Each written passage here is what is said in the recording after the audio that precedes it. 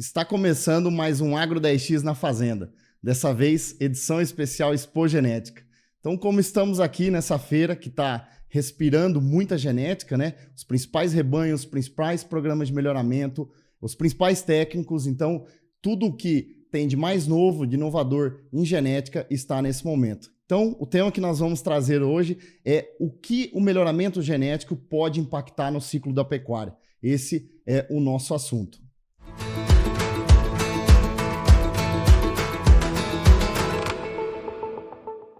E para esse bate-papo, a gente convidou dois grandes amigos aqui, né? Uma mesa muito pesada, então são duas pessoas que têm muito conhecimento de mercado. A gente fica muito feliz com a presença deles aqui.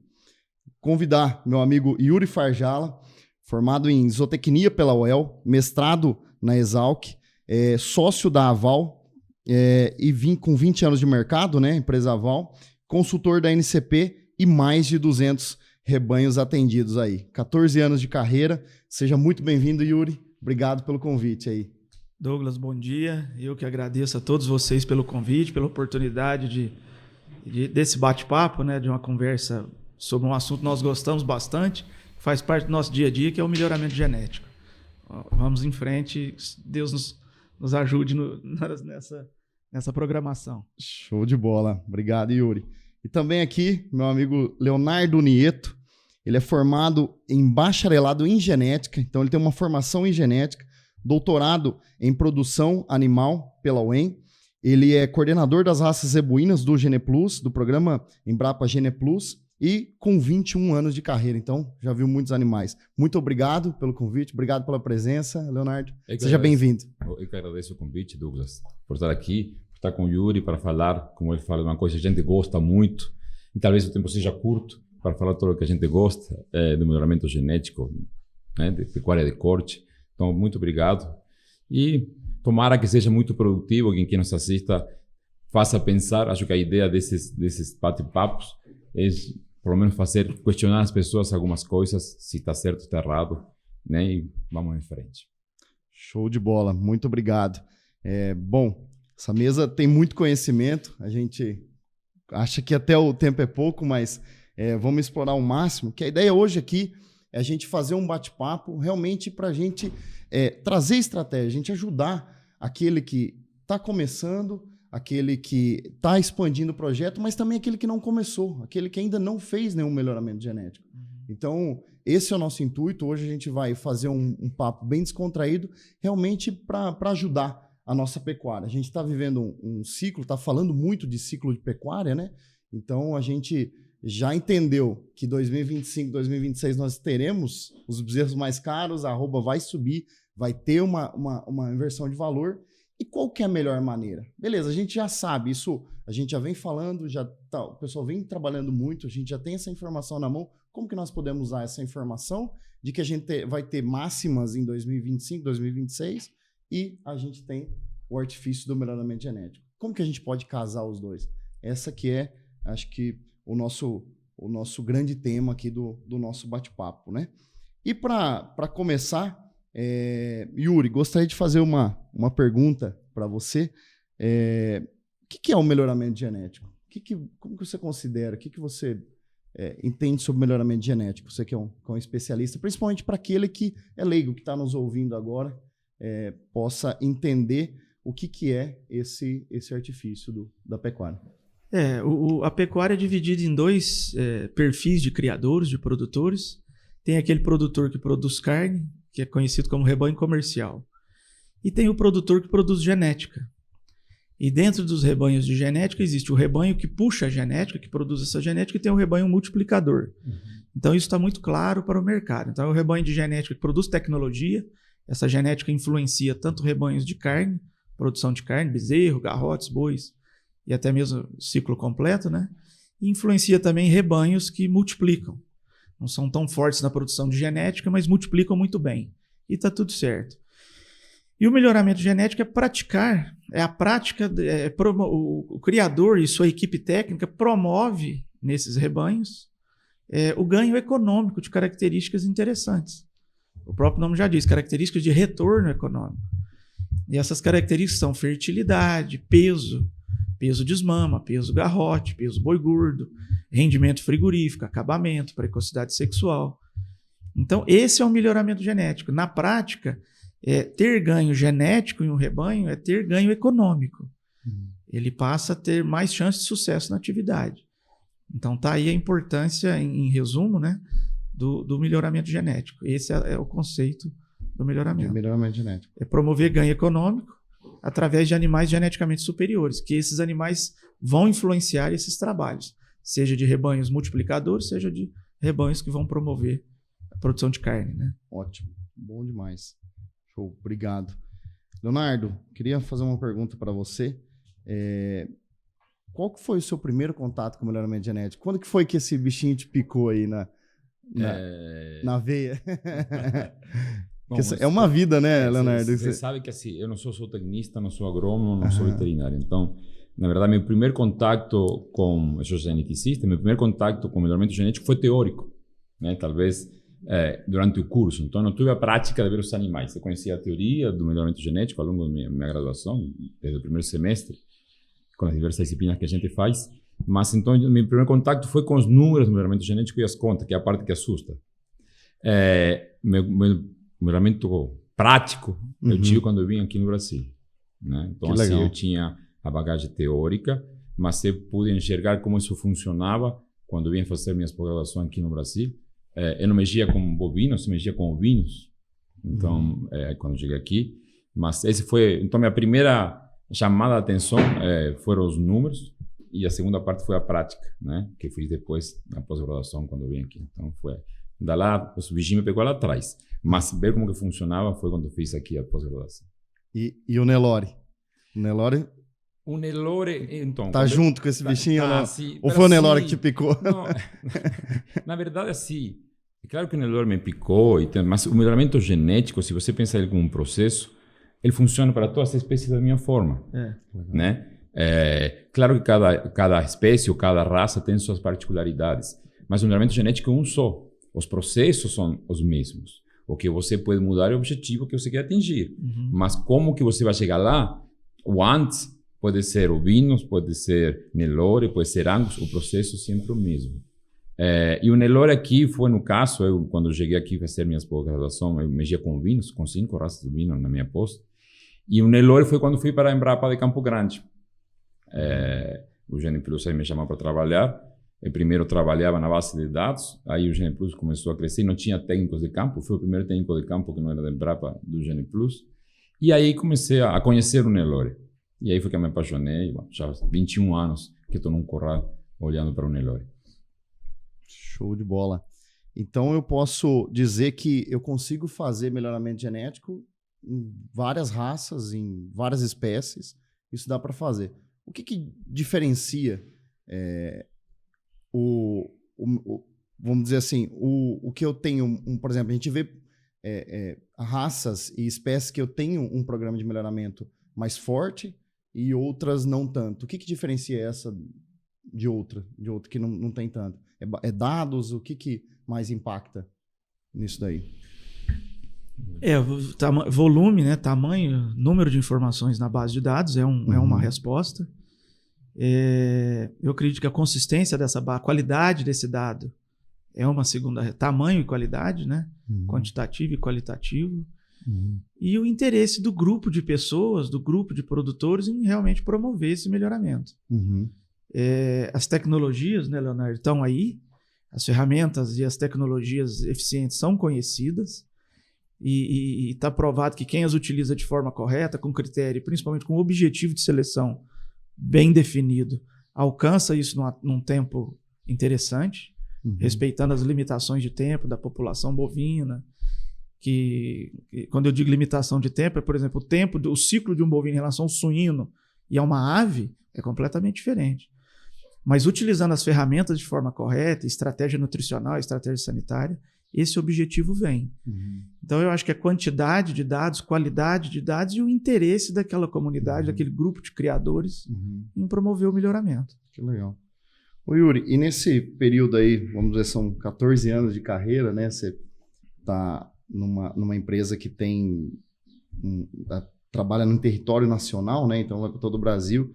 tem rotinas de viagem, é muito corrido. O que te motiva? O que faz assim, fala, não, segunda-feira eu vou sair de casa, passar a semana fora para atender meus clientes, seguir meu trabalho de melhoramento. O que motiva? O que tem por trás aí que motiva a estar nesse pega, vamos dizer assim? Douglas, isso tudo começou, eu ainda era criança, adolescente. Meu pai me estimulou nesse sentido de trabalhar, de selecionar. A família tinha um rebanho de caracu, no sul de Minas Gerais.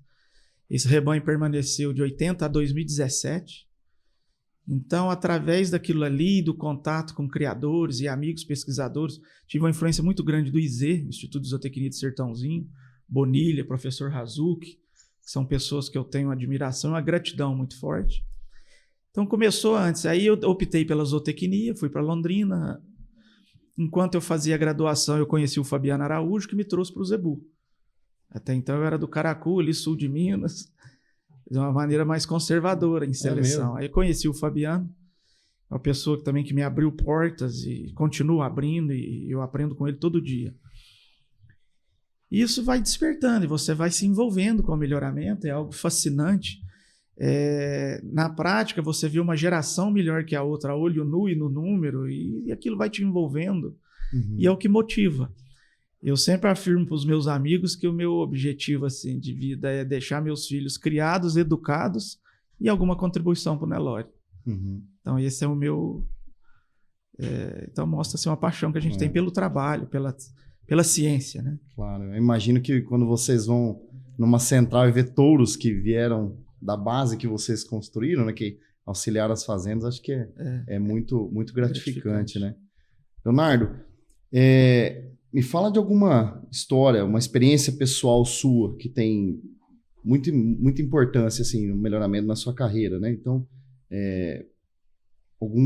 alguma passagem, principalmente lá no seu começo. Bom, no começo, o desafio é saber o que era um macho e o que era uma fêmea. Porque eu não vinha das agrárias, né? Como eu falei, eu tinha a teoria, então assim, o começo basicamente era isso. Mas não, era muito interessante e entender primeiro, o maior desafio, como não havia das agrárias, não havia uma família, era atender a cabeça pecuarista.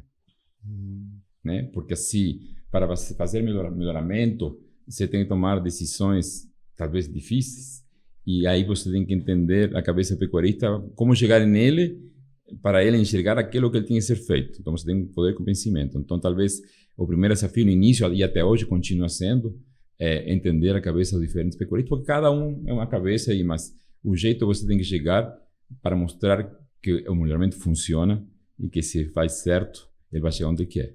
Mas antes de ganhar o gado, você tem que ganhar o pecuarista. Então, acho que esse é o principal desafio, é isso, ganhar a cabeça dele. Legal. Porque muita gente, assim, o melhoramento genético só não faz quem vende genética, né?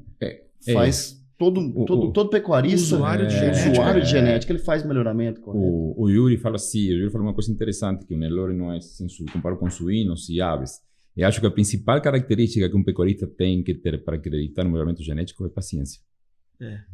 Persistência, o ciclo porque é longo. É demorado. Então, às vezes, há muitos projetos a gente vê que acabam por falta de paciência, por ansiedade, porque não é suínos, não é aves. Um ciclo, e aí a pressão é outra, porque nos suínos, talvez nas aves, claro que tem um efeito diferente, com a forma de multiplicação, mas se você errou, você consegue enxergar rápido. No bovino, se você começou alguma coisa errada, você vai daqui a 5 anos.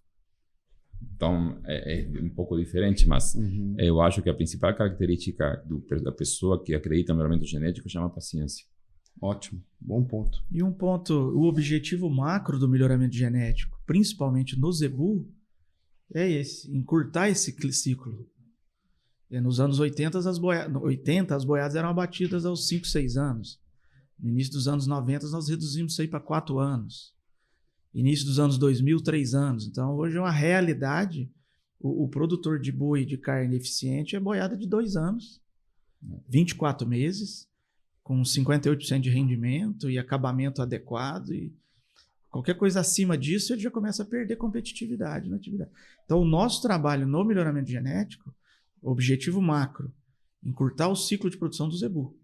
É lógico que nós não vamos aproximar do frango, nós não vamos aproximar do suíno, mas dentro da realidade que nós temos e das ferramentas que temos, encurtar a cada geração, tentar encurtar isso aí. Nós temos uma missão, então, né? É uma missão. Não é impossível. É interessante que o Nelore tem permitido isso. Tem permitido. É uma raça muito elástica. Ela tem permitido isso. Então, claro que não vamos ser pintado de preto, mas se você começa a observar, como ele falou, descreveu o Nelore talvez 10 anos atrás, 20, vamos no início de 2000, o que mudou hoje, a gente mudou. Claro, porque as ferramentas que a gente tem, e a gente melhorou muito as ferramentas, mas a raça permitiu isso. Isso.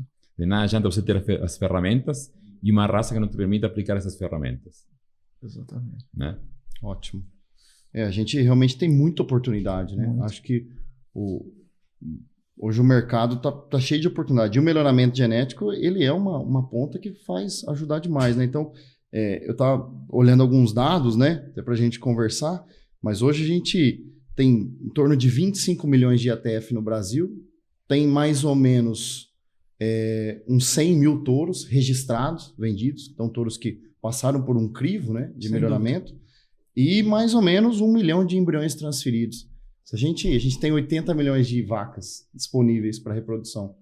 Então a gente tem 35% do rebanho sendo impactado por melhoramento genético. De alguma forma, ou touro, ou inseminação, ou transferência de embrião. E os outros 65%? A gente tem 65% da pecuária que não tem nenhum contato com melhoramento genético.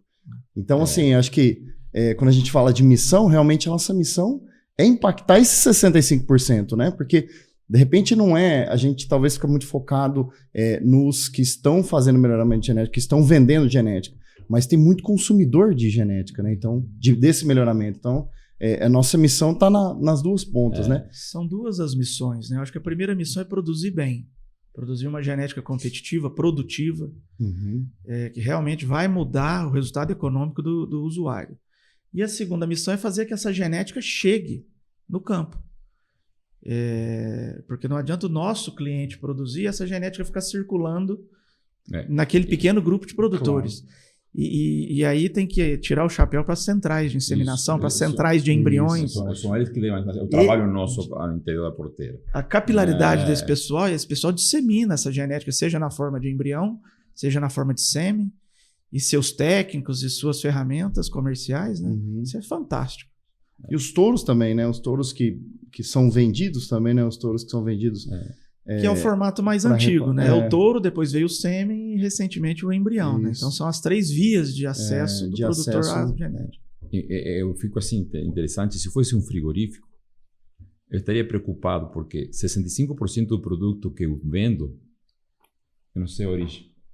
Não tenho, então, 65% da qualidade e da quantidade de um produto chamado carne, eu não sei de onde vem. Então, se eu só fosse frigorífico, eu até ajudaria os programas de melhoramento, porque eu vendo carne, mas 65% do produto que eu vendo, eu não sei de onde vem. Bom ponto. Ótimo ponto. Né? E completando, uma das coisas que mais me frustra é chegar em curral de frigorífico. A variabilidade do produto que está ali para ser abatido é algo assustador. Ainda é. Por mais que nós tenhamos melhorado e evoluído, o boi veio para 2 anos... Tem uma variabilidade dentro dos lotes gigantesca. Lote do mesmo fornecedor de boi. E você tem dúvida que essa variabilidade no boi não vai chegar na gôndola como uma carne variável? Então, é um desafio do nosso setor. Eu sempre dou o exemplo em palestras, Leonardo, nas nossas apresentações. Eu não sou palestrante, mas quando nós estamos conversando em rebanho, dia de campo. Caminhão de tijolo, você liga no depósito, pede um caminhão de tijolo, você abre a carroceria do caminhão. O que você espera? O mínimo é uma carga padronizada. Se vier tijolo grande, pequeno, médio, trincado, quebrado, o que você faz? Fecha essa carroceria e devolve. Tudo, né? Tudo. Eu não estou aqui defendendo frigorífico, mas essa variabilidade prejudica toda a cadeia. Quem vende o boi, a indústria que abate e entrega essa carne e o consumidor da carne. Ele não faz escala, né? O frigorífico ele não tem escala de qualidade. Às vezes, assim, eu penso, claro que, às vezes tendo pensar um pouco diferente, mas o grande inimigo nosso, e por que tem 65%, e por que a gente não consegue enxergar de baixar para 40%, para 30%, 65%, no melhoramento genético, e o Júlio já falou isso no momento, tem aquele trinômio, né? Genética, ambiente e sanidade. Então, eu acho assim que o grande inimigo do melhoramento genético hoje no Brasil são as pastagens. O ambiente. Porque eu tenho certeza que algum pecuarista, de algum momento, quis comprar um touro, né? Avaliado, foi num leilão, mas soltou naquele ambiente super desafiador para todo mundo. E aí, quando vai mamar os becerros, ele pensa o mesmo que aquele boi de boiada que ele tinha. Mas não é por culpa do touro, é porque você não deu um ambiente adequado. E aí ele disse, não vou comprar mais touro, esse negócio de melhoramento genético não funciona. Não mudou muita coisa. Não mudou muita coisa para ele. Então, assim, o grande desafio para nós, eu tenho certeza que Yuri e todos os técnicos fazem o melhoramento genético. O grande desafio nosso para sair desse de 5% para 20%, 30%, é mudar o ambiente onde essa genética faz. Se o criador consegue mudar o ambiente e começa a usar essa genética, ele vai nunca mais voltar a ser boi de boiada. Então, eu acho que o primeiro desafio nosso é o ambiente onde essa genética vai trabalhar. Para expressar a genética precisa de condições, então. E entra um outro ponto. Aí tem um dado do número de balanças nos rebanhos, nas fazendas. Poucos medem. Então, além da pastagem degradada, não ter ambiente adequado para essa genética melhor expressar, ele não mede. Uhum. Então, ele nivela por baixo. Fala, o boi de boiada e o touro, eles produziram no mesmo nível. Uhum. É um outro ponto a ser então, observa. O melhoramento genético precisa de investimento. Não é para qualquer um. Você quer ganhar mais? Você vai ganhar mais. Como falou, qual que é o objetivo do melhoramento genético? Dar mais dinheiro no bolso do criador. Basicamente é isso. Uhum. Mas para você ganhar, você tem que investir. Se você não investe, então você não vai ganhar. Então, tem muitos limitadores que fazem que a gente não consiga ainda deslanchar e multiplicar essa genética para todo esse Brasil. E como a gente está falando desses limitadores, quais que vocês veem os maiores mitos aí sobre o melhoramento genético? Então, assim, que ainda esses 65% ficam receosos de colocar. Que eles, vocês vê, assim, a contrapartida ou que eles veem como uma forma negativa de fazer esse custo inicial? Porque vai ser o início, ele vai iniciar com esse investimento, né? Eu penso que uma das respostas dessa pergunta é que, como ele não mede lá, de novo, ele não mede, então ele não tem como comparar as progênies comparar no detalhe a progênie de um touro comum para um touro avaliado. Além da questão do ambiente. Então, desmotiva. Como o outro custa mais, ele tem um desembolso a mais no indivíduo ou num sêmen ou num embrião de genética superior, e isso entra no rebanho dele como insumo e depois ele não mede, ele não afere o quanto ele ganhou com aquele investimento. Ele fica desmotivado a continuar nessa mão. Esse desafio são em todos os níveis, no rebanho comercial, no rebanho PO. Talvez seja uma eficiência de nós técnicos e programas de melhoramento que não se vai explicar bem, porque às vezes tem uma pergunta, vamos no gado de seleção, o criador fala, como você consegue comparar meu touro com o touro do fulano que dá comida, etc. Então, assim, se ele questiona isso é porque tem dúvida, não tem conhecimento, e no fundo está duvidando do melhoramento genético. Então, é um papel nosso, e a gente tem que talvez vestir mais essa camisa de divulgar como o melhoramento genético funciona e o porquê das coisas. No momento que você começa a todo mundo entender como que funciona, primeiro você vai apertar a curiosidade e o cara vai testar. Agora sei como que é. Mas eu acho que um pouco também é desafio nosso para o melhoramento fazer entender isso aí como que funciona. Legal. E acho que assim, esse funcionamento leva talvez, por exemplo, quem ainda não trabalhou com melhoramento genético, como que ele pode entender, que impacto que ele pode ver desse melhoramento genético? Então, por exemplo, ele viu lá uma avaliação de um animal, de um touro de central. Ele vai utilizar aquele sêmen. Que conta que ele faz? Por exemplo, ele vendo uma habilidade materna mais alta, que conta que ele faz isso? É quilos de bezerro que ele vê? Então, eu até estava vendo uma conta que a NCP soltou no sumário de 11 quilos a mais por bezerro. Então, numa avaliação de peso aos 210 quilos, 11 quilos a mais, né? Então, isso é dinheiro no bolso, correto? Uhum. Sem dúvida. E quais outras características que vocês veem, tanto de fertilidade quanto de crescimento de carne? Hoje se fala muito de marmoreio, né? A gente estava no evento ontem que estava falando basicamente de carne, qualidade de carne. E hoje a gente tem características para qualidade de carne, correto? Uhum. Quais características vocês veem? Acho que um pode falar de uma, outro de outra. Bem dizer, os programas são construídos em 3 divisões, né? É a fertilidade, precocidade, crescimento, né, o desempenho e a qualidade da carne, né? Como que vocês veem isso daí? As características de retorno econômico, né? Todas elas são importantes e pontualmente importantes. Elas têm o seu nível de retorno. E tanto que cada uma delas tem o seu peso dentro dos índices de seleção dos programas, com base nesse nível de retorno econômico. Por que o peso vale mais dentro do índice que gordura? Porque o peso paga mais da conta que gordura. Então, os índices estão partindo para ser bioeconômicos, né? Agora, existe uma outra vantagem, uma grande vantagem, isso é um presente da natureza para nós, que se chama correlação genética, né, Leonardo? Você seleciona uma a uma, e essa correlação, essa combinação positiva entre elas, traz muita qualidade para o rebanho. Por exemplo, as características são divididas em grupo, como você disse, as características reprodutivas, as de desempenho, as de carcaça, as de precocidade e mais recentemente habilidade maternal e mais recentemente consumo, eficiência alimentar, que é uma característica que tem se mostrado importantíssima, no mesmo nível de ganho de peso e fertilidade. Então, isso tudo combinado, através da correlação genética, a taxa de ganho genético do rebanho é muito maior, a taxa de ganho econômico. Certo? Então, todas elas têm a sua importância econômica, o seu retorno. Assim, se você falar, escolhe uma, eu diria que são todas. O animal tem que nascer, tem que esmamar, tem que ganhar peso, as fêmeas têm que se reproduzir e tem que criar bem. Então, é um conjunto. Claro que dentro desse grupo de características, assim como o Yuri falou, os programas trabalham com aquelas que consideram mais importantes. E por que?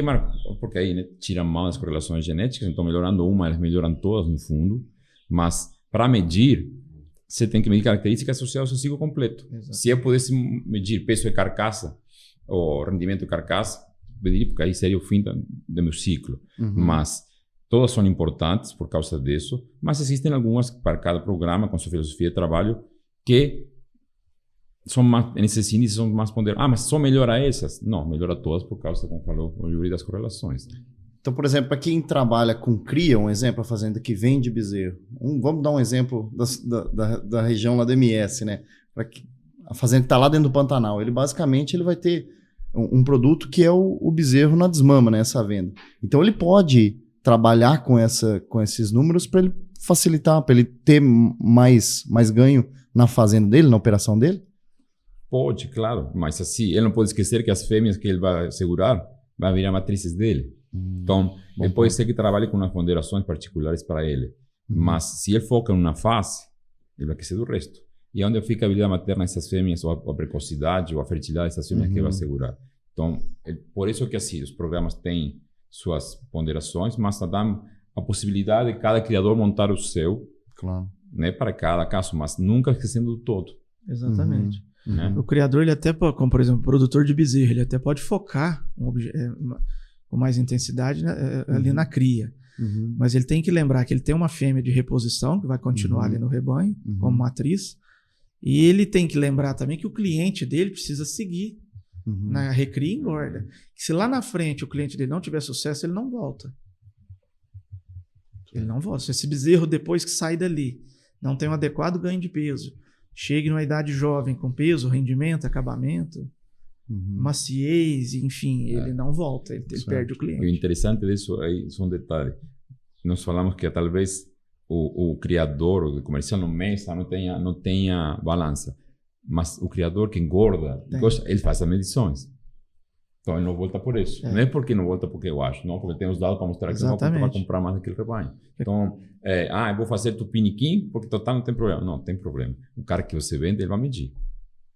E vai voltar ou não. Eu vou focar em touro bonito, porque eu vendo a bezerrada barbeluda, não tem essa história? Tem. Mas a barbela lá na frente, ela não é computada no ganho do confinador, né? Então, esse confinador, se ele realmente mede, ele compara os fornecedores de bezerro. Esse fornecedor de barbela, ele pode deixar de ser interessante. O bezerro mais pesado, ele vai voltar para comprar, o que vai ter mais rendimento. Não só peso, rendimento, acabamento, tudo na idade mais jovem, né? É uma cadeia muito equilibrada, então, né? Então, a gente tem que nossa proposta para o criador, para o cliente aval, é sempre de praticar o ciclo completo. E seleção em níveis. O mais importante, a fertilidade. Porque o bezerro que não nasce, se ele não nasce, não tem ganho genético. Concorda? Tem que nascer. Não adianta eu usar o melhor touro de Sumaré e esse bezerro não nascer. Então é fertilidade. Depois que nasce, qual é mais importante? Ganho em peso. Depois do ganho em peso, peso final alto. Em menos tempo, com acabamento, com rendimento. Baixo consumo de alimento. Quantas características nós já falamos aqui? Uns 10 já. Então o desafio é grande. Legal, legal. E na visão de vocês, como vocês veem, acho que para quem quer dar um passo um pouco mais rápido, ou para quem já está fazendo o melhoramento genético, como que vocês veem o embrião encaixando aí para esse produtor, para esse pecuarista? É o seguinte, se tem o embrião, nós falamos assim, a gente faz o melhoramento genético, mas quem são parceiros nossos e fazem que isso tenha sucesso são as centrais e são vocês. Então, o embrião, o que me faz é multiplicar a cabeceira. Você não vai escolher a doadora para multiplicar doadoras que não sejam bem avaliadas, que não tenham histórico produtivo. Então, a eficiência do processo de seleção ela aumenta muito. E a FIV, o embrião, quando ele nasce, me dá a chance de ter maior chance de dar certo. Imagina se eu tenho um becerro e uma vaca me dá só um becerrinho. É aquilo lá e não tenho. Se eu consigo ter 10 e a chance de escolher o melhor, bom, eu teria que esperar 15 anos para isso acontecer. Se acontecesse. Então, se acontecesse, né? Se acontecesse. Então, assim, a primeira coisa que a FIV me dá, aumentar a probabilidade de ter um animal diferente e escolher. É a primeira coisa. Aumenta minhas probabilidades. A segunda coisa, às vezes, e aí uma coisa que a gente trabalha muito, hoje estamos muito com precocidade sexual. Sim, falando muito de precocidade sexual. Mas a precocidade sexual não é para todo mundo. E o objetivo da precocidade sexual, tem duas coisas que a precocidade sexual me faz, e bem importantes. Uma econômica e outra melhoramento genético. A econômica, com a precocidade sexual, antecipo minhas fêmeas, aumento o estoque de gado. Se eu vender 100 touros, passo a vender 110. Então, é o primeiro impacto no bolso. Isso é na veia, né? Esse é o primeiro impacto que ele vai sentir. Né? A segunda, que vai ser mais demorado e que ele não vai conseguir medir, mas a gente vai medir para eles. Por isso tem uns programas, né? Como você vai diminuir o intervalo entre gerações, você vai ganhar mais. Mas, talvez, como não todo mundo consegue fazer esse desafio, não tem ambiente adequado para esse desafio, as condições para fazer, eu posso ter a FIV. Em vez de fazer precocidade, como não tem ambiente adequado, eu vou pegar minhas becerras, minhas melhores becerras, e vou aspirar elas. E vou ter aumento do estoque de gado e vou conseguir reduzir o intervalo entre gerações do mesmo jeito. E mais, às vezes, na precocidade sexual, ele vai ter um ganho que, assim, na precocidade sexual, você faz uma precocidade sexual e desafia um grupo contemporâneo. Tá as boas, as médias, não tá boa, porque você vai trabalhar com o grupo contemporâneo. E talvez não todas aquelas precocinhas me dêem aproveitamento como animais de venda, mas eu preciso delas para desafiar. Se eu faço FIV, o aproveitamento é outro. Entendeu? É um bom ponto, porque você vai fazer nascer o filho dela. Exatamente. Talvez não seja por ela, mas seja para... Não, mas se você tem o que você quer, mais animais para venda, você vai ter. Você diminui o intervalo entre gerações, porque você aspira cedo.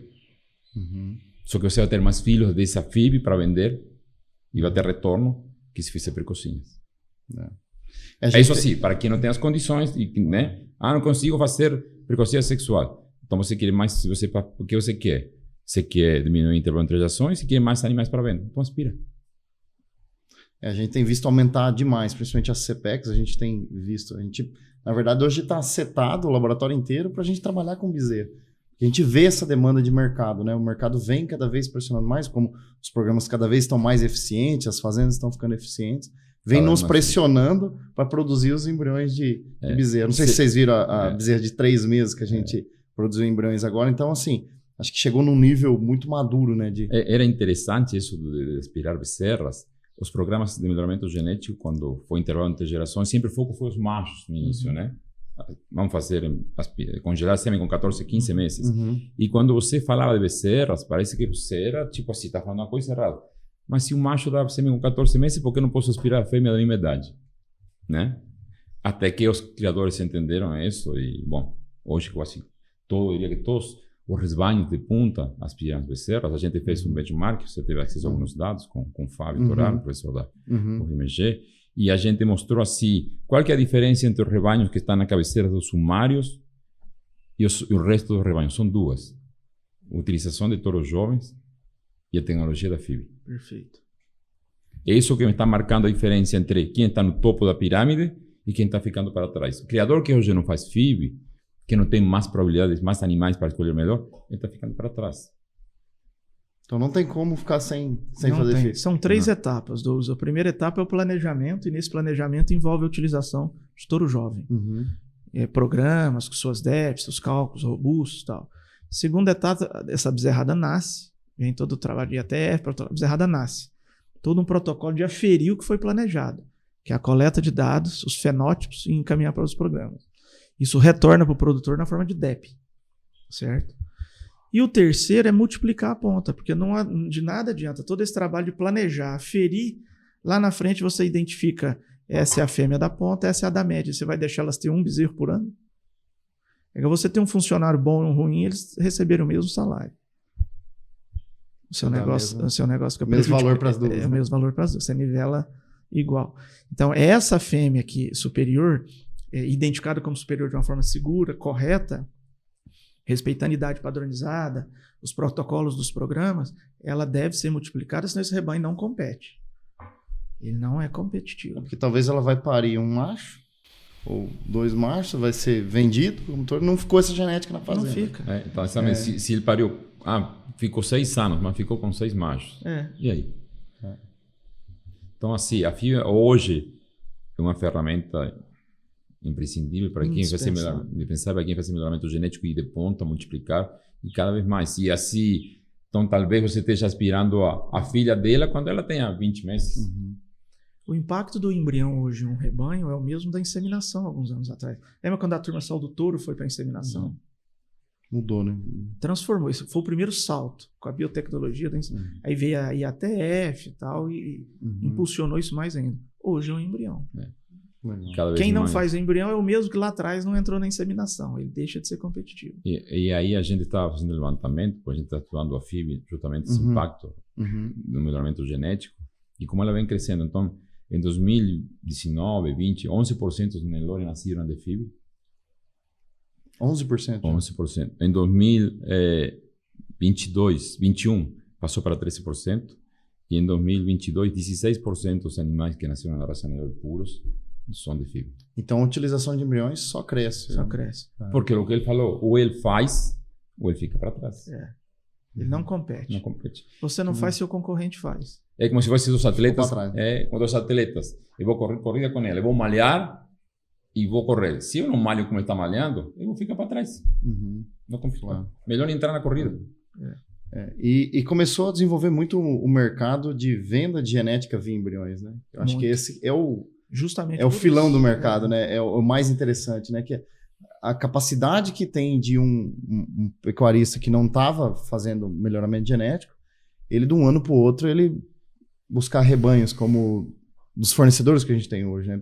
Vindo de uma Elge, de uma Tulipa, de uma Bela Alvorada, de uma RG, né? Então, vim de rebanhos assim conceituados que gastaram 20 anos trabalhando melhoramento genético e num passo eles vão entregar. Acho que isso está muito maduro hoje também, né? Hoje tá fácil, né? Você conseguir genética. Né? Um número que impressiona, Leonardo Douglas, é que assim, quando eu me formei, nós tínhamos aí no mercado 5 rebanhos influenciadores em genética.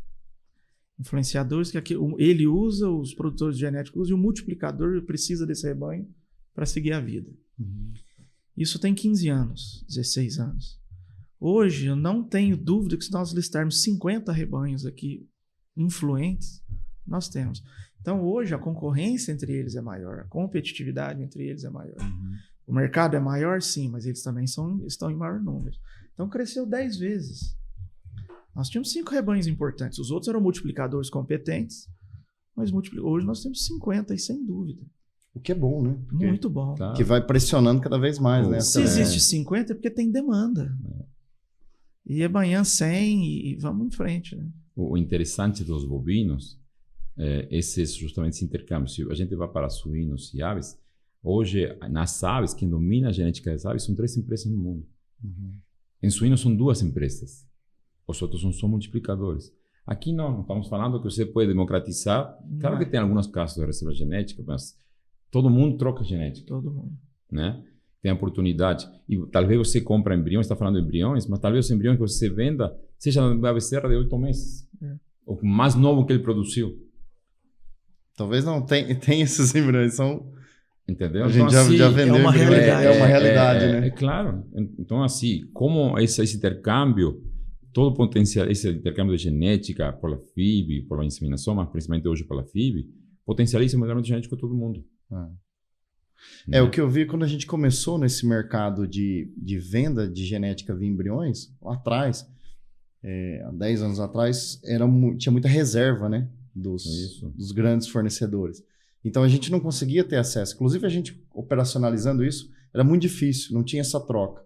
E hoje é muito mais maduro, né? Então hoje eu vejo assim, um grau de maturidade pro próprio fornecedor. Ele não sonega, porque ele está numa velocidade tão alta que ele sabe que se ele passar, ele vai estar andando naquela velocidade e ele não vai perder aquela genética, ele não vai ser ultrapassado, vamos dizer assim. Existe uma insegurança desse criador em, eu vou ser ultrapassado, Se ele continuar com competência, ele continua no jogo. É porque ele está numa velocidade muito alta, né? Influencia outros rebanhos, é positivo, toda a cadeia ganha.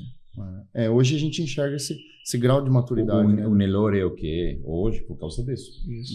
Se a gente tivesse continuado naquele meio de reserva genética, não estaríamos onde estamos. Fechado num clube de 5, né? Exatamente, não estaríamos hoje. Cada um fazendo o seu, mas não se comunicando entre eles, o ganho seria muito mais lento. Era um clube de 5, cabia numa mesa dessa aqui, a turma que influenciava. E hoje que essa evolução dos embriões, essa disponibilidade dos fornecedores, eu posso dizer que um pecuarista de gado comercial, ele comprando esses embriões, ele adquirindo esses embriões, ele pode, exemplo, ter a mesma qualidade de um touro de central?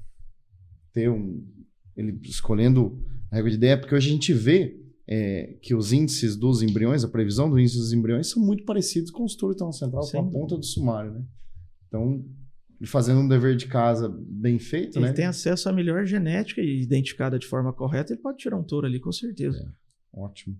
Não, bom demais. Ou mais de um. Ou mais de um. Porque assim, o maior problema que tem, falando em genética desse gado comercial, é a defasagem genética que ele tem com relação à ponta da pirâmide. Ele está 15, 20 anos atrás com relação à genética que está usando. Então, qual que é uma forma dele diminuir essa diferença? Cortar caminho. Exatamente. Né? Chegar mais rápido lá. Adquirindo embriões.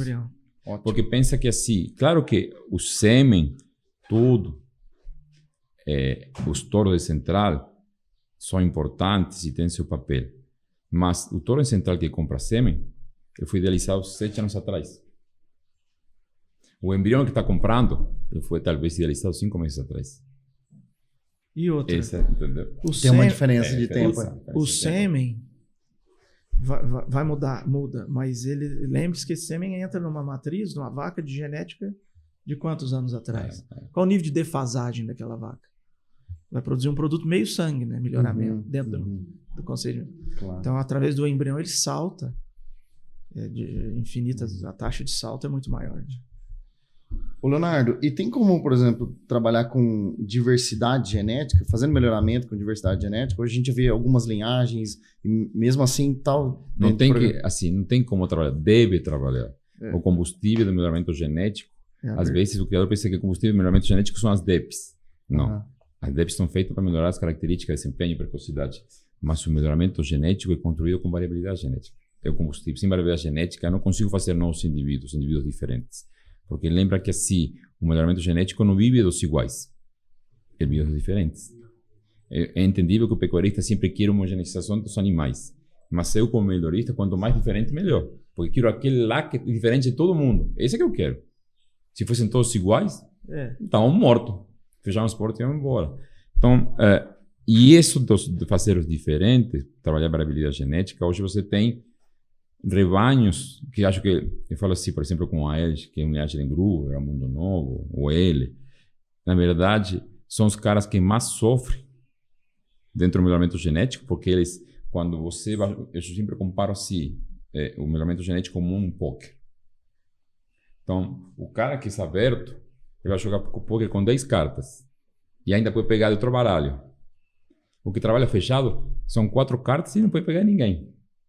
Então, esse pessoal que trabalha fechado faz um aporte muito grande para o melhoramento genético, porque ele está trabalhando para os outros. Esse pessoal de linhagem fechado está trabalhando para manter o melhoramento genético dos outros que estão rodando, os outros 50, os outros 60, 100, funcionando. Por isso que também eles existem ainda, porque todo mundo vai beber daquela água. Né? Então, o papel da ELGE, da Mundo Novo, de um IC, é importante porque me fornece para eu manter aquela viabilidade genética e meu melhoramento genético ainda rodando. Porque o conceito do melhoramento é isso mesmo, é usufruir de diferenças. É a média e a dispersão em relação à média. Quem está ali, quem está aqui, esse é bom, esse não. Por isso. Quantificar essas diferenças. O criador... Inclusive a diferença genética. Tanto que chama diferença esperada na progênie, DEP. Não se chama iguais, progênios iguais. Não, é diferença esperada na progênie. O criador, às vezes, é um conceito que o criador, voltando um pouco atrás, o criador sempre está com valor absoluto na cabeça. Ele trabalha com peso de balança. Mas a gente tem que explicar para ele que a gente trabalha com diferenças. Eu quero diferentes. Qual que é o mais diferente? Aquele lá. Como que eu consigo diferente? Eu consigo um diferente castelando-os iguais? Não. Eu consigo um diferente castelando diferentes. E aí, então, essa importância, para ter essa variabilidade genética, a importância desses rebanhos fechados, onde todo mundo vai beber, para manter a roda rodando. Inclusive, absorção de SAPE, né, Yuri? Tem alguns rebanhos que estão absorvendo. É uma realidade hoje, né? Absorvendo o SAPE para o PO e usufruindo de todas as vantagens do SAPE, né? Todo um trabalho de precocidade, teste progênie, de frame, né? Eu acho que esses rebanhos SAPE trazem para o PO uma qualidade muito grande no frame, vacas funcionais em termos de... Tanto que hoje está discutido na BCC poder fazer em mais PC através do SAPE. Isso. Um tema que está em discussão. É mesmo? Que legal. Seria uma evolução muito grande. Claro. Para o melhoramento genético, até para a raça Nelore. De novo, todos ganharemos. Todos ganharemos, assim, porque todo o objetivo mesmo, qual que é? Produzir carne. O objetivo mesmo, pode ser por aqui, pode ser por aqui. Mas no fim do negócio, é aquela carcaça pendurada no gancho. Exatamente. Então, a gente tem um objetivo comum, né? Precisamos... E aí talvez seja mais fácil da gente também começar a diminuir aqueles 65%. Que é o que nós precisamos ajudar, né? Os 65%. Excelente. A acessar, né? Isso aí. Não, bom demais. Bom, queria perguntar primeiro para você, Yuri, alguns cases de sucesso seu. O que você vê, assim, rebanhos que tiveram um melhoramento genético expressivo e alguns deles muito rápidos, né? Hoje a gente está vendo alguns rebanhos que estão crescendo muito rápido, né? Em termos, assim, eu falo crescendo não em volume de animais, mas em qualidade de melhoramento genético, né? Porque hoje a gente consegue medir todas as características, né? Então hoje no melhoramento a gente tem essa visão. Hoje, como empresa, falando, a Aval atua em 200 rebanhos. Nós temos 200 rebanhos ativos. Isso significa avaliação de carcaça somente, na maioria deles. São 3 características possíveis, no máximo 3. Área, gordura e marmoreio. Mas alguns, dentro desses 200, nós temos alguns rebanhos que nós trabalhamos todo o planejamento. É a minoria deles, mas... E dentro desses rebanhos... Nós temos obtido, por exemplo, tem o rebanho, o Paranã, por exemplo. É um rebanho que em 2020 ele estava muitos % abaixo da média dos programas. Certo. Muito abaixo. Quando vieram os primeiros gráficos, eu encaro aquilo como uma motivação para trabalhar, mas tem o outro lado que te assusta. Que estava abaixo, né? Pô, eu estou abaixo da média, eu estou no fundão da sala, né? Na safra seguinte, a safra 21, eles já estavam na média. E na safra 22, ele já entrou para o grupo de maior taxa de ganho genético. Então, assim, em 3 safras, 20, 21 e 22, eles já se posicionaram como importantes produtores de genética. Esse é um exemplo, mas são outros. A Tulipa é um exemplo de sucesso dentro do PO, um trabalho recente também. Ele é uma referência no SAPE, uma liderança dentro do SAPE, e o rebanho é uma referência genética. E ele tem conseguido saltos dentro do PO significativos. O Guadalupe, um exemplo. O Bela Alvorada, que vem da família Zancaner, que é uma família que tem tradição em melhoramento genético. São, se não me engano, 60 anos de melhoramento. 60 anos. Eles contribuíram para a formação dos programas. Caramba. Quando os programas iniciaram, procuraram o Dr. Arnaldo lá para... Porque ele anotava. Precisamos dos seus ensinamentos, da sua metodologia e do seu banco de dados. Isso é muito legal, né? No Mocho, o RG tem feito um trabalho extraordinário, a base mais restrita, mas com a vantagem de poder usar touro padrão, e eles vão administrando essas diferenças e entregue para o mercado, o resultado econômico está aí, né? Então, são vários casos de sucesso que, se a gente podemos passar aqui vários... E cada um tem uma característica, mas todos eles têm um jeito, né? Cada um tem uma genética, uma maneira de selecionar, mas todos eles têm uma característica comum, né? Exatamente. O que eles têm em comum? Eles sabem onde quer chegar. Eu acho que na vida, quando você tem objetivo, por exemplo, eu preciso ir para Uberlândia, eu vou atrás do caminho correto, o melhor caminho para Uberlândia. Eu não passo por São Paulo, Franca, eu não chego. Então, acho que o primeiro é o objetivo. O segundo é equipe. Se alicerçar em uma equipe. Uma equipe com credibilidade, capacitada, e que converse, que tenha coesão. Esse é o segundo. O terceiro, usar as ferramentas. Utilizar os programas, as ferramentas de nutrição, as ferramentas de gestão, as ferramentas de sanidade, as biotecnologias, o embrião, a IATF, a TETF. E isso tudo entra para o dia a dia da empresa, né? Então, eu te garanto que todos esses casos de sucesso, eles usaram isso tudo. Não falta nada desse... Porque se faltar equipe, não adianta o programa. Se faltar... Tem a equipe, mas não utiliza o programa.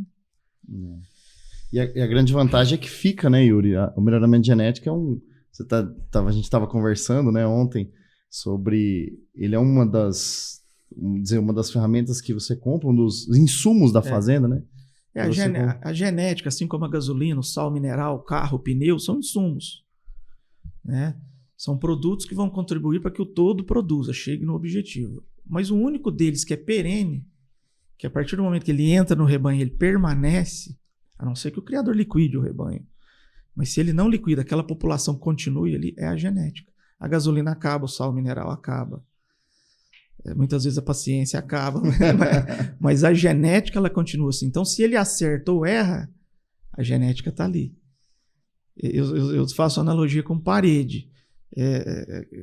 Cada safra é uma fiada de tijolo, né? Você vai adicionando aqueles genes desejáveis na safra seguinte de novo, e isso permanece. E é muito dos sério. insumos mais baratos que tem hoje, né? Se você pegar a porcentagem do boi abatido, a parte de investimento genético ela é muito baixo, né? Fala assim, 5%, no máximo 10% do valor daquele animal. E o impacto é muito maior que isso. Uma vez, na palestra, eu fiz uma comparação, chega a ser ridículo, mas eu fiz a comparação de quanto que era o custo, quanto que demorava um touro de que você produzia, nascia. O cara que criava alface hidropônica ganhava mais dinheiro que o cara que fazia um touro. Por velocidade de ciclo. Você faz alface são centavos, mas produz tanta em tão pouco tempo. E o impacto que esse touro tem na cadeia produtiva é muito. E ninguém assim. Qual que é o mais barato hoje para produzir carne? Comprar um touro melhorador. Porque o impacto que ele tem, ninguém quantifica, é altíssimo. E aí você se dilui, só que você demora muito para fazer. E você investe em programa de melhoramento, uma tecnologia de carcaça, você vai vender daqui a 2 anos, alguns vende daqui a 3 anos. Então, assim, o touro hoje não é valorizado. É o insumo mais barato que tem. E indo além, entre um touro bom e o ruim, a diferença de preço é pequena. Se o produtor tiver uma orientação técnica, a mínima, nada tão elaborado, o custo-benefício é muito grande. O impacto que ele gera é muito maior do que o valor que ele... Entre um touro de média de programa, né, de um touro melhorador, estão os dois em central. A diferença não estamos nem falando de comparando boi com inseminação, é entre 2 touros de central. A diferença é insignificante. De valor de dose. E você tem um poder de escolha. Você não é obrigado a usar aquele, não, você que vai escolher. Para onde você quer ir. Exatamente. Ótimo. Excelente. Leonardo, fala alguns casos, alguns cases de sucesso aí que você teve durante essa carreira e que você vem trabalhando hoje. Eu acho assim que não sei se é um caso de sucesso, mas talvez o maior desafio da minha carreira é trabalhar com uma linhagem fechada, com uma linhagem de engrudo na elge, né? Porque é aquilo que nós estamos falando. Então, você trabalhar com uma linhagem fechada, você toma muitos cuidados, porque às vezes você faz escolhas que você não quer, mas é o que tem. É aquilo que você tem. Você não pode ir beber em outros rebanhos. E aí você tem o criador que fala, eu quero produzir um todo assim, assim e assim. Tá, e que ferramenta você tem? Essas aí. Não, não são essas aí. Então, é isso, não tem outra coisa. Então aí você tem que talvez medir a consanguinidade, o parentesco, uma outra série de coisas que nós outros rebanhos talvez seja um pouco mais frouxo, né? E aí ainda você tem, como eu falei, aquelas poucas cartas para jogar o jogo, é o que tem. Você pode ver em outros 2 lugares. E aí quando você vai ver, pô, esse aqui talvez são todo mundo parente. Então é muito difícil, e eu sei, e isso ficou claro, e eu aclareço, justamente por ser fechado, o ganho genético é menor. Não tem como ter o ganho genético com ganho fechado que a gente tem no linhagens abertas, não tem. Mas mesmo assim a gente tem conseguido. Então assim, o primeiro desafio, meu grande desafio é, na L'Oréal, com a Yashin Gruber, fazer esse negócio rodar. E atingir o que a Guta quer. Ela falou para mim, eu quero animal assim, assim, assim, assim. Você vai fazer isso assim com esse aqui. Então tá bom.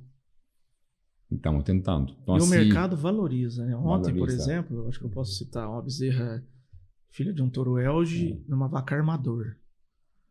Das mais valorizadas do leilão da genética aditiva. Ou a aspiração na Santanice, que vendeu também animais do Malaio, que é autor, né? Exatamente. Então, assim, morfologia extraordinária, desempenho no animal aberto. Meio aberto. Mas então tem esse mesmo sendo fechado, você consegue ainda explorar muito melhoramento. Tem demanda. É que nós falamos, na verdade, o rebanho fechado trabalha para os outros. Porque ele não vai fazer aquilo lá. Porque o que ele sabe é que se o fecha, o ganho genético vai ser menor. Então, deixa eles trabalhando para mim. Então, o que ele vai fazer? Ele vai pensar e vai usar, e vai ter esses animais diferenciados. E então, assim, e aí tem esse. E outro caso interessante é da marca LC, lá em Cáceres, Mato Grosso, que é totalmente oposto. O Júri falou no momento que um fator importante no melhoramento genético é o N. Uma coisa é fazer melhoramento com 50 animais, outra coisa é fazer com 3.000 animais. Então, assim, a LC tem uma característica própria, tem hoje quase 3.000 vacas em reprodução, fora as FIV que eles fazem, né? Que eles trabalham muito variabilidade genética. Eles trabalham basicamente com 100, 110 touros por estação de monta. A gente vai castrar, fica até doido aqui tanto touro. Ou esses são os touros que a gente vai trabalhar.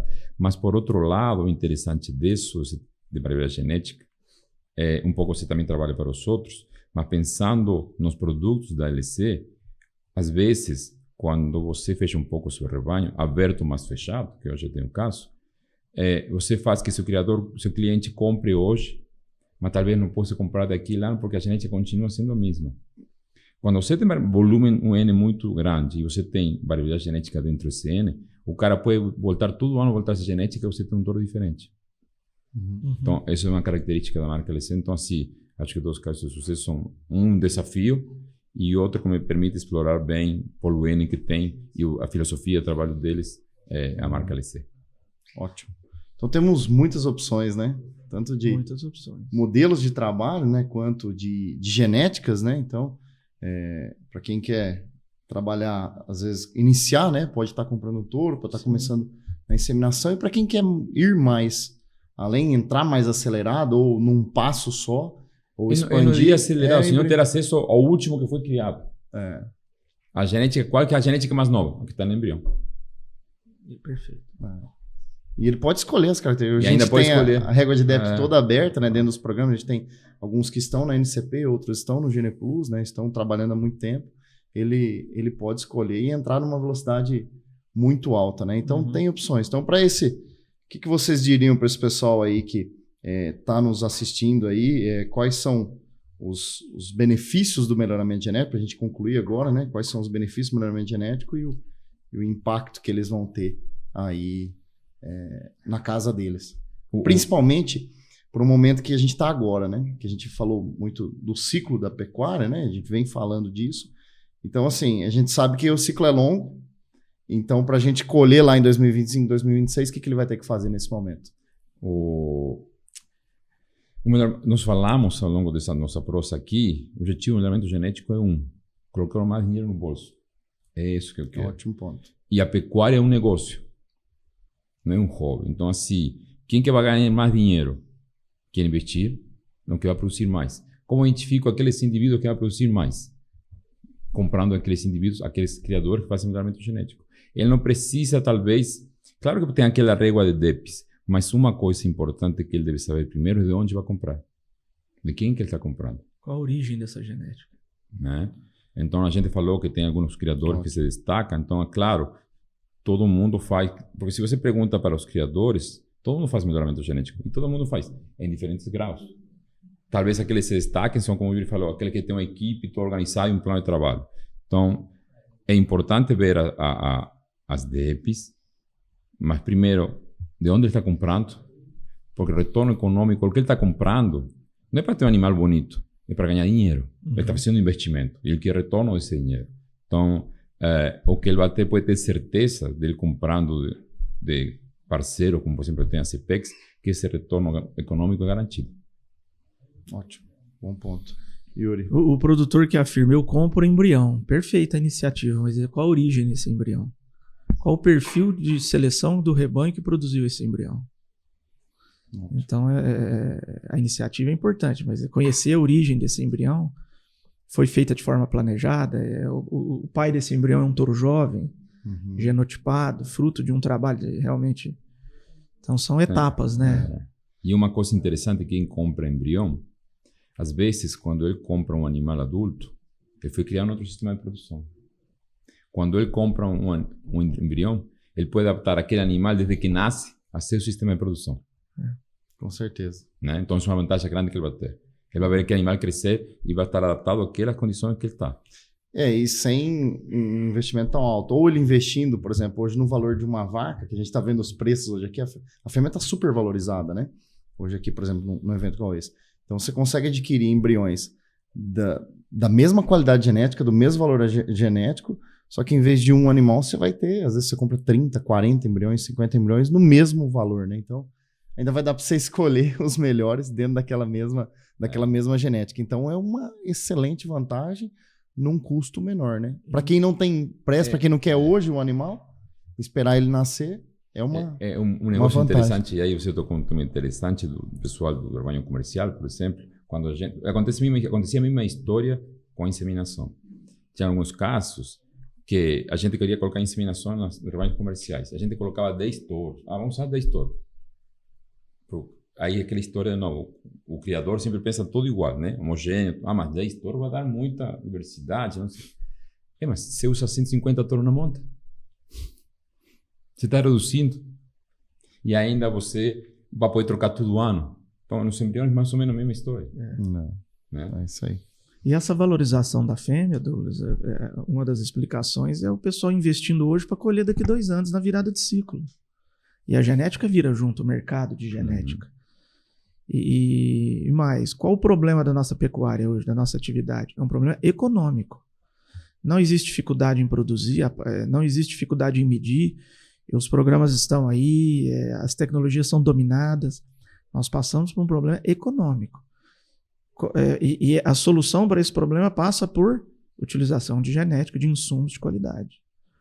Não é hora de frear, né? Não é hora de frear, é hora de ter atenção, investir corretamente, direcionar esse investimento de forma correta para colher daqui 2 anos. Porque aquela conta que a gente estava fazendo do 11 quilos de bezerra a mais a R$9, lá talvez seja 18, né? Que é a previsão, falou sim, R$20 a previsão do quilo do bezerro. Então, mesmo que seja 15, a gente está quase dobrando esse valor, né? Infelizmente, o nosso negócio não é como o do agricultor, que planta em outubro e colhe em fevereiro. Né? Você planta em 2023 para colher em 25. Então, tem que ter a paciência, né, Leonardo? Mas e o interessante é qual que é o custo que isso foi feito. Por que o pecuarista está sofrendo hoje? Porque ele fez muita coisa na alta e pagou caro para construir aquela genética. Na verdade, você tem que fazer agora a um preço mais barato para vender na alta. Para lucrar com ele na alta. O custo de produção hoje é menor, está tudo caindo. Então, vamos construir agora. Minha margem vai aumentar. Na lógica, a hora de você frear investimentos é quando o preço está alto, né? Que é a hora de você vender estoque. Mas ninguém lembra, porque tá todo mundo indo naquela correnteza gostosa ali. Sabe que as piscinas de boia? Tá todo mundo um sorrindo pro outro, cada um numa boia. Na verdade, a boia murcha, todo mundo cai na água, né? É o que aconteceu. Isso aí. Eu falo assim, se a pecuarista tivesse a mentalidade de um corretor de bolsa, muitos seriam milionários. Verdade. Porque o corretor de bolsa, o que faz? Compra na baixa e vende na alta. Vende na alta. E com tempo, persistência, paciência. E aí nós voltamos a essa palavra que começamos, talvez, qual que é a melhor qualidade que tem que ter? Paciência. A paciência faz a diferença e faz ganhar dinheiro. Ótimo ponto.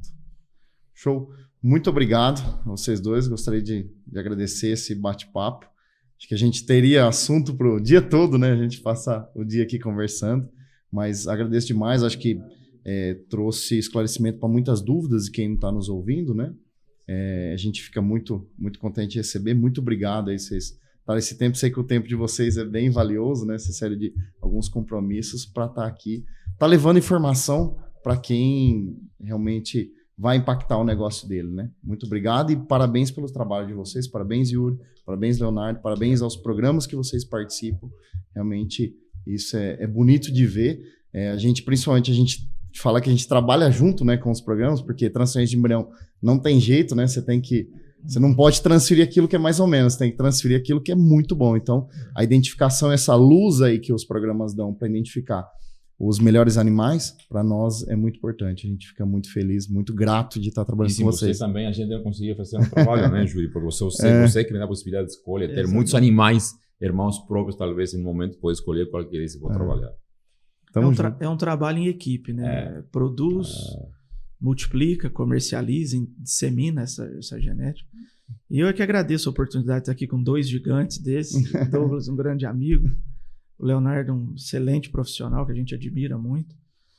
E para mim é um prazer muito grande falar de um assunto que a gente gosta e... Um assunto fácil, né? Pessoas como vocês. Não, acho que é muito gostoso porque flui. Né? Então, como você falou, podemos estar o dia inteiro aqui falando e vão surgir questões e a gente começa a viajar e vai embora e começa a filosofar, mas acho que foi muito legal, muito interessante e acho que é importante isso justamente que nós estamos falando, de levar esse conhecimento, esse esclarecimento para o pecuarista entender um pouco como funciona o melhoramento genético, sem fórmulas, sem contas, de uma forma bem simples, como que o melhoramento genético impacta na prática, o lucro da propriedade. Para dar retorno para ele, né? Eu acho que nossa grande missão hoje é trazer retorno, né, para esse pecuarista, né? Então, esclarecer e trazer retorno para ele. Perfeito. Bom demais. Obrigado. Grande abraço. Valeu. Esse foi mais um episódio do Agro 10X na Fazenda, dessa vez uma edição especial aqui na Expo Genética, né? A CEPEX trabalhando para a gente em prol do melhoramento genético, né? Então hoje a gente conversou com o Yuri, com o Leonardo, né? Justamente para levar mais informações ao nosso cliente, aos clientes que estão querendo acelerar, expandir o seu negócio. A CEPEX está totalmente focada em ajudar. Então esse é o nosso papel, a nossa missão aí com vocês. Muito obrigado, pessoal.